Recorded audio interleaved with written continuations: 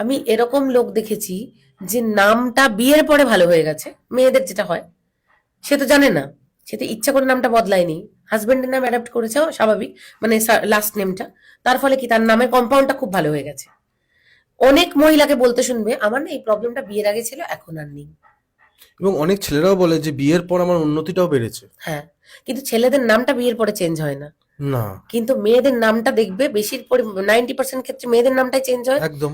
লক্ষ্য করবে প্রচুর মেয়ের হেলথ ডিটোরিয়েট করে অথবা হেলথ ভালো হয়ে যায় বিয়ের পরে। এইটা ভালো করে লক্ষ্য করো। এটা একটা খুব কমন, আমার সাথে কেস স্টাডি তো আমি আলোচনা করবোই, সে তো বলবোই। হুম হুম হুম। কিন্তু আমি বলছি যেগুলো মানুষ এমনি দেখতে পাবে। দেখবে এরকম অনেকে বলে যে তোর মেয়ে এত দুরন্ত, তুই সবসময় বলিস, কিন্তু আমার কাছে এসে তো কিছু করে না। লক্ষ্য করে দেখবে যে মানুষটা এই কথাটা বলছে সে একটা অন্য নামে বাচ্চাটাকে ডাকে। এরকম হয়, আমি তোমাকে বলছি, ধরো, ঠিক। তাই তো। হ্যাঁ, এটা ঠিক, একদম ঠিক বলেছো। কারণ কারণ আছে, ধরো কারণটা আছে। আমি একটা ছোট্ট উদাহরণ দিই, ধরো কারোর নাম চিন্টু, হ্যাঁ। কিন্তু ধরো পার্টিকুলার ওই লোকটাই মানে একজন দাদু বা কাকু হুম। এরম লোক আছে যে ওকে বাবু বলে ডাকে, সে হয়তো চিন্টু বলে ডাকে না। তো নামের ভাইব্রেশনে মানুষের লাইফের প্রচুর কিছু বদলায়, প্রচুর। এটা তো শুধু নাম, মানে নামের সাউন্ডের ভাইব্রেশনে বদলায় নাম্বার। এবার একটা মানুষ আমার কাছে আসছেন কথা বলতে, তিনি তার নামটা নিয়ে জানতে চাইছেন, তার বয়স 40। এখন আমি তো 40 বছর বয়সের কোনো লোকের কৌশিক নামটাকে কুমার করে দিতে পারি না। না। কৌশিক নামটাকে কৌশিক রেখে তার নামের তখন আমি কম্পাউন্ডটা চেঞ্জ করতে পারি, কম্পাউন্ডটাকে হুম বেটার করতে হুম। পারি। কিন্তু যদি এটা কোনো 2 বছর বাচ্চার বাবা মা আসেন, 5 বছর বাচ্চার বাবা মা আসেন, আমি তাদেরকে সাজেস্ট করি নাম ডিজাইন করুন, নামটাকে কারেকশন করাবেন না, কারণ ওর পুরো জীবনটা বাকি। একটা জিনিস জিজ্ঞেস করবো, যেটা হচ্ছে যে আমরা যখনই জন্মেছি সেই মুহূর্তে কিন্তু আমাদের বাবা মা সেই সময় যে বার্থ সার্টিফিকেট হয় সেখানে নামটা লিখে দেয়। এবার ধরো দিদি, একটা মা বা বাবা যেই হোক, তোমার নাম্বার বাদিকে দেওয়া আছে এবং সে কল করলো তোমাকে, কল করে জিজ্ঞেস করলো যে আমার ছেলে হতে বা মেয়ে হবে, যেই হবে, তো আমাদের নাম এরকম, তো আপনি যদি একটু হেল্প করে দেন কি নাম দিতে পারি। তো এটা কি সম্ভব যে জন্মানোর পরপরই তার নামটা একদম বার্থ সার্টিফিকেটে ছাপা হয়েই বেরোবে পুরোপুরিভাবে তোমার কাছে গেলে? খুব ভালো প্রশ্ন, থ্যাংক ইউ এই প্রশ্নটা করার জন্য।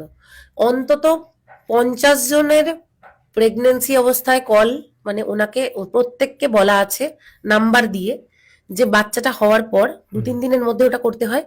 আমি বাচ্চা জন্মানোর আগে কারোর নাম করি না, বাচ্চাটা জন্মানোর আগে কারোর নাম বানিয়ে দিই না। কারণ কি, অনেকে ছেলে মেয়ে অপশন দু রকমই রাখতে চায়।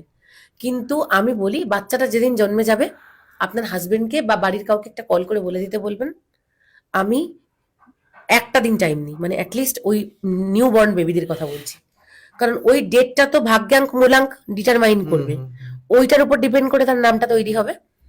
তো ওই বুকিংটা করে নেয় তারা, 50 জনের ওয়েটিং হয়ে আছে, মানে বলাই আছে যে এই তারিখে বাচ্চাটা হবে।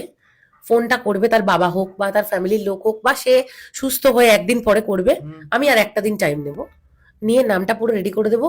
তখন আমি তাদের ওই পছন্দের 10টা নামও নিয়ে নেবো, কারণ তাদের বাচ্চা, তারা সারাটা জীবন যে নামে তার বাচ্চাকে রাখতে চাইছে, আমি সেটাকে ওভাররাইট করতে চাই না। আমি শুধু, ধরো কেউ সাপোজ বলছে অনামিকা নামটা রাখতে চাইছে, কিন্তু অনামিকাতে অনের ভাইব্রেশনে একটা মানুষের লাইফের খুব খুব, সে মানসিকভাবে রিলেশনশিপ নিয়ে হ্যাকেল হয়।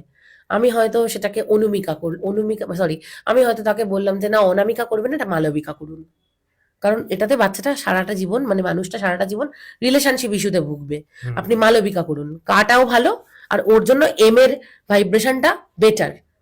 এই যে মানে চেঞ্জ করাটা, এই যে ডিজাইন করাটা, এটা হয়তো ওটা দিনের দিন করে দিই। এবং শুনলে অবাক হবে, আমি জানি না, এটা বাইরে প্রচুর হয়, এখানে অনেকেই জানেন না।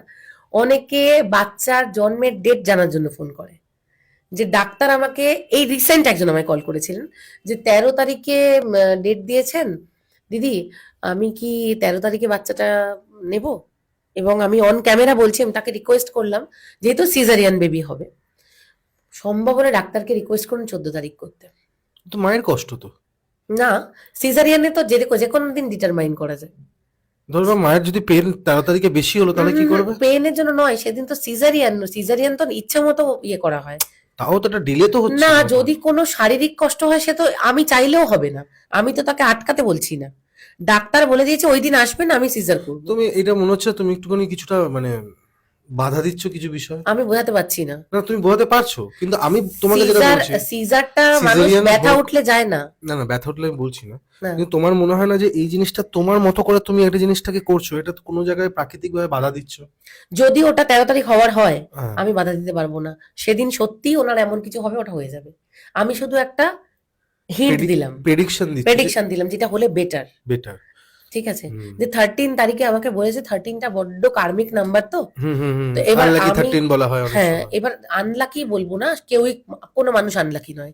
কার্মিক নাম্বারে কি হয়, তার রিপিটেডলি সে একটা প্রবলেম বারবার করে ফেস করবে জীবনে। হুম তো আমি সেই আনবর্ন বেবিটার জন্য ভালো চেয়ে এটা আমার বলা। হুম এবার যদি তার কপালে ওই কার্মিক, বা হতে পারে কি সে ওই কার্মিক জিনিসটা নিয়ে জন্মাবে না বলেই তার মা যোগাযোগ করেছে, আমার সাথে তো সারা পৃথিবীর লোক যোগাযোগ করছে না, পার্টিকুলার 5 জনই কি 10 জনই যোগাযোগ করছে। হুম হুম হুম। তো সারা পশ্চিমবঙ্গে বা সারা ভারতবর্ষে যত বাচ্চা হচ্ছে সবার মা তো আমাকে ফোন করে এই কথাটা বলছে না। একটা প্রশ্ন করব, তুমি এই যে এতক্ষণ ধরে নামের ব্যাপারগুলো তুমি বলছিলে, তার মধ্যে একটা ওয়ার্ড আছে বা অ্যালফাবেট, আমি ওয়ার্ড বলবো না, অ্যালফাবেট আছে, যে অ্যালফাবেটটা হচ্ছে ও। ওটা কি কোনো কারণে খারাপ? না, কিন্তু তুমি 2-3 জায়গায় বললে ও না, অন, অনাম অন, অন বলেছো, ওখানে তো ও তো আছে। না না ও নয়, অনামিকাতে তো ও নেই, এ এন। A N. না আমি বলছি তোমাকে দিদি, কেন বলছি, কারণ ও আমি অনেক জায়গায় দেখেছি, ও যাদের যাদের থাকে, যেমনি ধরো মন্ডল, হুম ও হয়, অনেকে এ লেখে অনেকে ও লেখে। হুম কৌশিক, মানে আমার নামে কে এ আছে কিন্তু অনেকে ও লেখে। হুম তারপর ধরে নাও ইউতেও তুমি বললে, হুম ইউতেও আমার একটা বন্ধু অনেক আছে যার সুস্মিতা নাম, হুম SUSH লেখে, কেউ SUS লেখে। হুম ঠিক আছে, হুম। তো এই ও ইউ এন, অ্যালফাবেট নিয়ে হচ্ছেই না, এটা শুধু সাউন্ড। সু, এস ইউটাও হতে পারে, এস এইচ ইউ হতে পারে।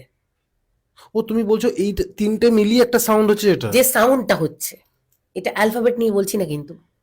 কিন্তু আমার দেখা গেছে এরকম আরো, ও নামগুলো কিন্তু একটু প্রবলেমে থাকে, আমার চোখে দেখেছি আমি। হ্যাঁ কারণ তুমি তো শুধু ওটা বসছে না, তার পাশে তো এদিক ওদিকে আরো বসছে, তার ফলে তো ওই সাউন্ডটাই আসছে। ওকে।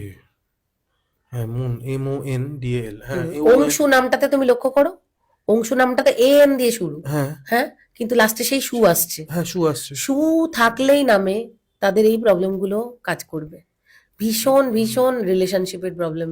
কিন্তু এদিকে দেখছে তারা তো নাম ঠাম সব দেখে টেকে করছে, কিন্তু কোনো না কোনো জায়গা থেকে এটা প্রবলেমটা আবার আসছে। বলছি, যদি কেউ নাম দেখে করছে তার হ্যাঁ। নিউমারোলজিস্টকে দিয়ে নাম করানো উচিত।